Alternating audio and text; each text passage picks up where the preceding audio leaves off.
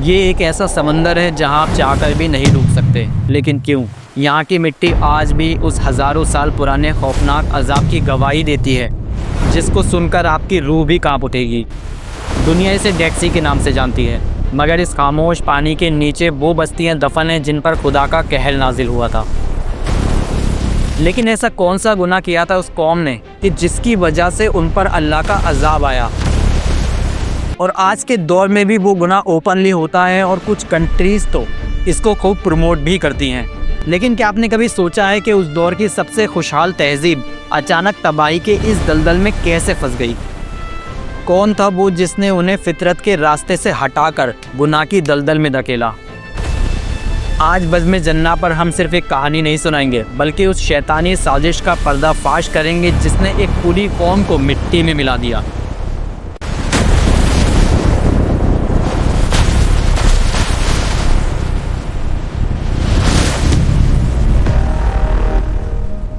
हज़रत इब्राहीम अलैहिस्सलाम के ज़माने में जॉर्डन और फ़लस्तीन के दरमियान संदूम नाम की एक बहुत खुशहाल बस्ती थी।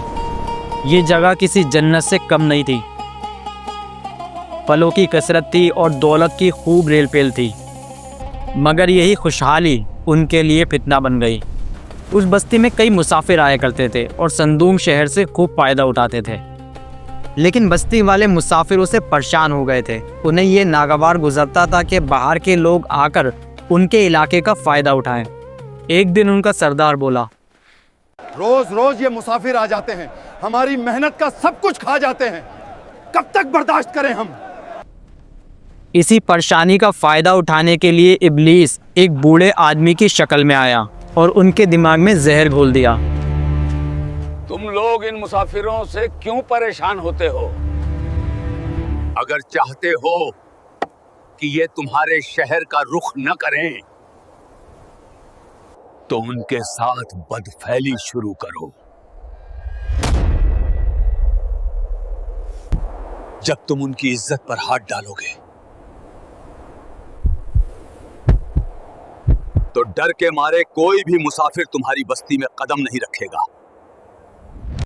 सबसे पहले इब्लीस खुद एक खूबसूरत लड़के की शक्ल में आया और उनको गुनाह की दावत दी और उनके साथ बदफेली की, जिससे उनको इस गुनाह का चस्का चढ़ गया और धीरे धीरे ये गंदगी उनके मुआशरे का हिस्सा बन गई। रिवायतों के मुताबिक ये कौम सिर्फ एक गुनाह नहीं बल्कि 10 ऐसी बुराइयों में डूब गई थी जो इंसानी फितरत के खिलाफ थी।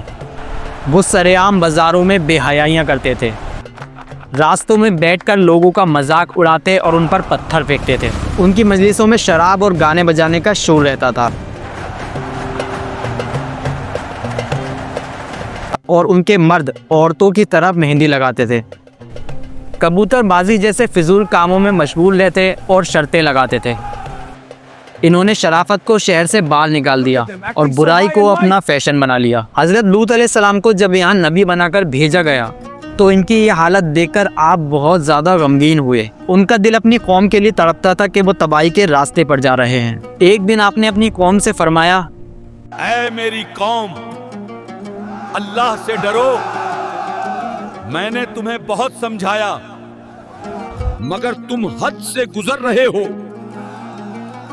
अपने रब की पकड़ से डरो, इससे पहले कि बहुत देर हो जाए।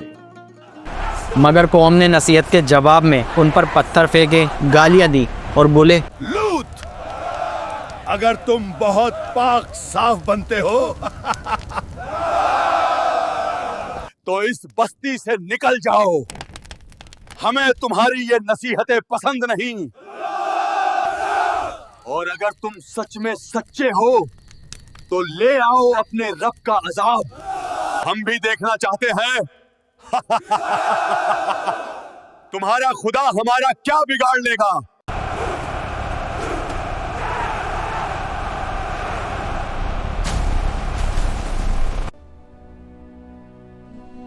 और फिर वो आखिरी रात आ पहुंची जिसका उन्होंने मुतालबा किया था। अल्लाह के फरिश्ते हसीन लोगों की शक्ल में हज़रत लूत अलैहिस्सलाम के घर मेहमान बनकर तशरीफ़ लाए।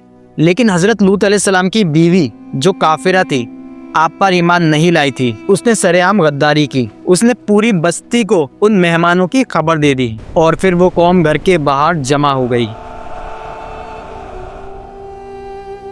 हज़रत लूत अलैहिस्सलाम ने उन्हें दरवाजे के पीछे से बहुत समझाने की कोशिश की, मगर उनकी अकल पे पत्थर पड़ गए थे। वो नहीं माने और ज़बरदस्ती करने लगे। जब फरिश्तों ने आपको परेशान देखा तो फरमाया, ऐ लूत,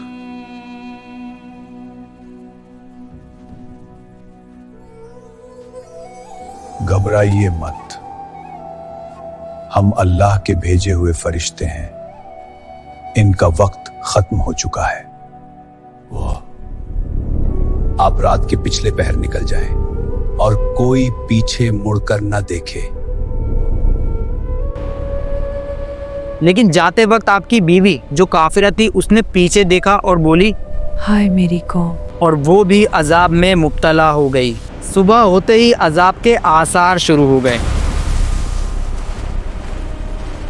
हज़रत जिब्रील अलैहिस्सलाम ने अपना बाजू ज़मीन के नीचे डाला और उन 5 शहरों को आसमान की बुलंदी तक उठाया और फिर वहाँ से उल्टा करके ज़मीन पर पटक दिया। फिर ऊपर से आग के पत्थरों की बारिश शुरू हुई, जिन पर हर एक गुनाहगार का नाम लिखा था। एक पल में वो पूरी तहजीब मिट्टी के नीचे दफन हो गई।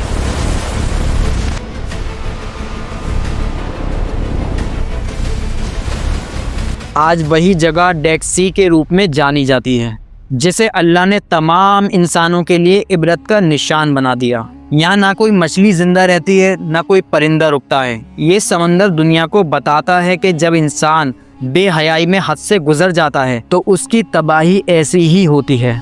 आज भी ये गुनाह सरेआम होता है और इंटरनेट के ज़रिए इसको खूब प्रमोट भी किया जाता है। अल्लाह ताला हम सबको इस बुराई से महफूज फरमाए। लेकिन हज़रत इब्राहीम अलैहिस्सलाम की ही नस्ल में एक ऐसे नबी हैं जिनको उनके ही भाइयों ने कुएं में डाल दिया, लेकिन फिर वो कुएं से बाहर कैसे आए जानेंगे अगली वीडियो में। अगर आपको ये सच्चा वाक़या पसंद आया हो तो चैनल को सब्सक्राइब कर दीजिए, क्योंकि अगला वीडियो इससे भी ज़्यादा इबरतनाक और खौफनाक होगा।